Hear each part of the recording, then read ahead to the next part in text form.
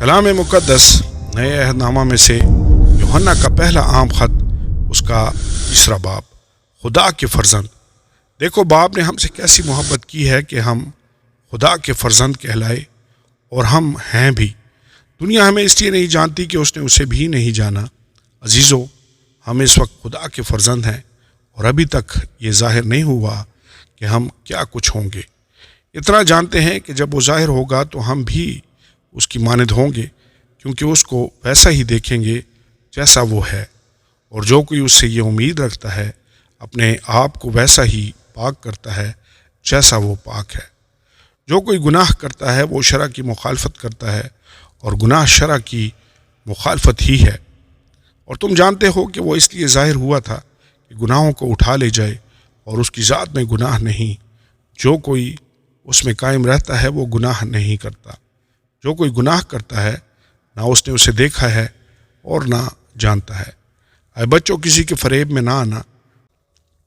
جو راست بازی کے کام کرتا ہے وہی اس کی طرح راست باز ہے۔ جو شخص گناہ کرتا ہے وہ ابلیس سے ہے، کیونکہ ابلیس شروع ہی سے گناہ کرتا رہا ہے۔ خدا کا بیٹا اسی لیے ظاہر ہوا تھا کہ ابلیس کے کاموں کو مٹائے۔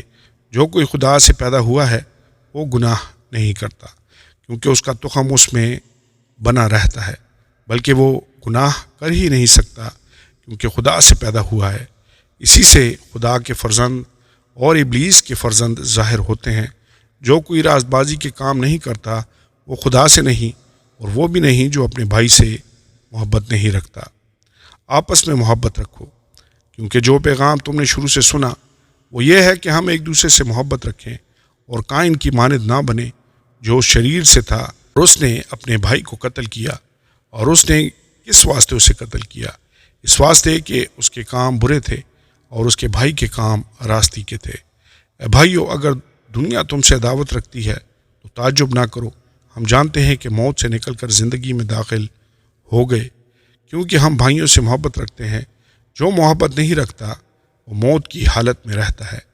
جو کوئی اپنے بھائی سے عداوت رکھتا ہے وہ خونی ہے، اور تم جانتے ہو کہ کسی خونی میں ہمیشہ کی زندگی موجود نہیں رہتی۔ ہم نے محبت کو اسی سے جانا کہ اس نے ہمارے واسطے اپنی جان دے دی، اور ہم پر بھی بھائیوں کے واسطے جان دینا فرض ہے۔ جس کسی کے پاس دنیا کا مال ہو وہ اپنے بھائی کو محتاج دیکھ کر رحم کرنے میں دریغ کرے تو اس میں خدا کی محبت کیوں کر قائم رہ سکتی ہے؟ اے بچوں، ہم کلام اور زبان ہی سے نہیں بلکہ کام اور سچائی کے ذریعہ سے بھی محبت کریں۔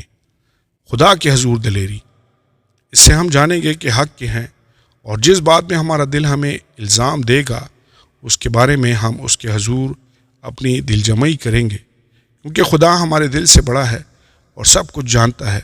اے عزیزو، جب ہمارا دل ہمیں الزام نہیں دیتا تو ہمیں خدا کے سامنے دلیری ہو جاتی ہے۔ جو کچھ ہم مانگتے ہیں وہ ہمیں اس کی طرف سے ملتا ہے، کیونکہ ہم اس کے حکموں پر عمل کرتے ہیں، اور جو کچھ وہ پسند کرتا ہے اسے بجا لاتے ہیں۔ اور اس کا حکم یہ ہے کہ ہم اس کے بیٹے یسوع مسیح کے نام پر ایمان لائیں، اور جیسا اس نے ہمیں حکم دیا اس کے موافق آپس میں محبت رکھیں۔ اور جو اس کے حکموں پر عمل کرتا ہے وہ اس میں اور یہ اس میں قائم رہتا ہے، اور اسی سے یعنی اس روح سے جو اس نے ہمیں دیا ہے ہم جانتے ہیں کہ وہ ہم میں قائم رہتا ہے۔